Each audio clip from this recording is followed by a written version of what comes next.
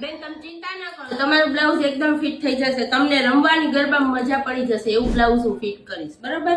તમારે શું છે આમાંથી કરવું છે? ચણિયો બનાવવાનો છે, આટલા કાપડમાં કેવી રીતે ચણિયો બનાવીશ હું તમારે? અને તમારી કમર તો જોવો, 46 ની તમારી કમર હે, તો ચણિયો કેવી રીતે હું બનાવીશ?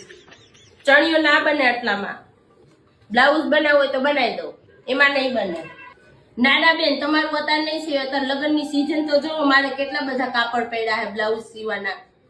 તમારે 10 દી પછી સીવાઈ જાય, તમારે જોતું હોય તો 10 દી પછી આવજો, ને તો બીજે સીવડાવી લો. જાઓ.